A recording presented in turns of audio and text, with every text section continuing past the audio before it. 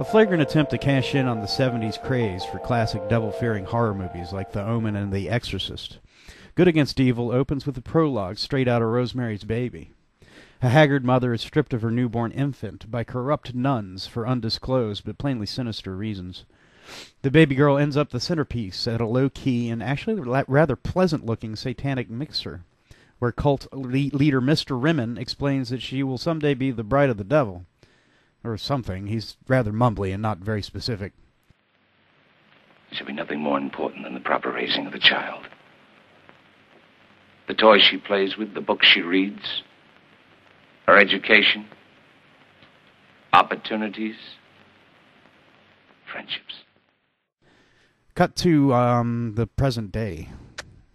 Jessica the baby has grown to a promising and ridiculously beautiful young fashion designer, working at a dress shop in the hip part of San Francisco. A dashing stranger bangs into her parked car, and while making things right, smooth talks her into having dinner with him. Even though Andy is a tad overbearing...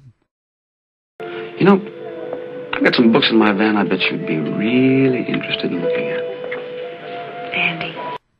The two enter into an oddly chaste courtship. However, their budding love hits a snag when they're involved in a horsing mishap that claims the life of their guide. Andy then learns from a tearful Jessica that death has always surrounded her, and she dumps Andy to keep from hurting him with her cursed luck.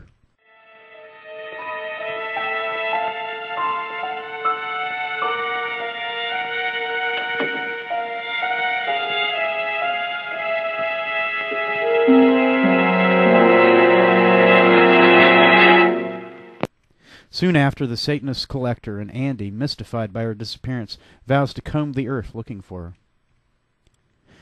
While on the search, Andy happens across a clue that would be hard to miss. A news story about a possessed child in another part of the country. He flies out to learn more and discovers, remarkably, that the child's mother is an ex-flame. An annoying priest conscripts them into letting him perform an exorcism in a sequence that's not at all derivative. But even with the child cured of evil, Andy and the priest's work isn't done, and they strike out in search of Andy's amour and the cult responsible for her disappearance. I usually have a policy about trying to avoid spoilers, but I've made an exception for Good Against Evil, because it doesn't really end. In fact, the movie structure is probably the most interesting thing about it. Conceived as a television pilot, it's structured as 2-hour-long episodes that could be shown either together as a full-length feature or separately when the show went into syndication. However, Good Against Evil is possibly the only TV series to jump the shark in the middle of the pilot, thus making it into 2 movies, one actually pretty enjoyable, the other laughable dreck of the First Order. The first hour is basically a romance masquerading as suspense, and as romance, it basically works. Mainly because of Alyssa Davalos, the actress playing Jessica. She manages to combine her supermodel good looks with a solid, engaging performance that, in essence, powers the film. The equally dreamy Dak Rambo is also talented as Andy, though the character comes on so strong to Jessica in the beginning that it's a little off-putting. Nice try. What did I say?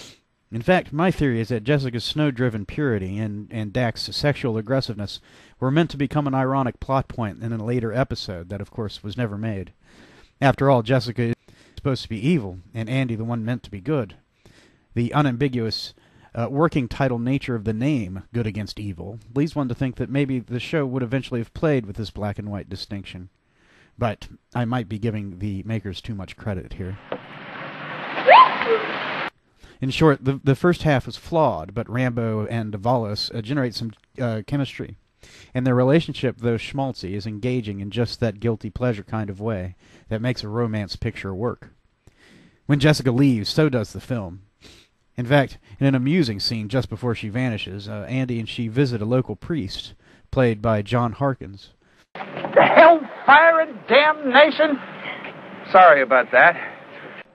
Davalos, who may have already gathered by then that she was largely carrying this movie single-handedly, seems at times to be openly aghast at Harkins' dreadful performance.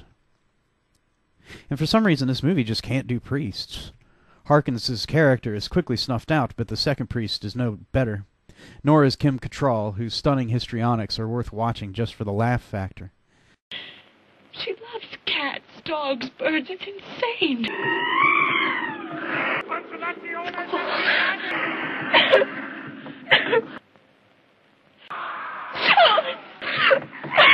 It's insane. She fell off her bike. No, let him know. Tell him. It's stupid. No. A neighbor said that she was frightened by a cat. Now, I know Cattrall has her fans, but watching this movie, it's hard to see why, unless it's because they think she's funny. The second half is also horrendously written, with embarrassingly derivative scenes, untenable coincidences and plot turns, and undeliverable dialogue. In short, if the first half is a decent and watchable romantic drama, the second is so laughably horrendous it's a shame MST3K never took it on. That said, I actually like the concept behind the series that never happened. Andy was presumably destined to walk the earth, David Carradine style, looking for his love and combating evil as he went, both on the road and in his own heart. I'd say if they ditched the annoying priest that was apparently going to be Andy's sidekick and replaced him with, say, a disillusioned ex-nun to provide sexual tension with Andy, he might have had a decent show for a season or two. Oh well, guess it's too late now.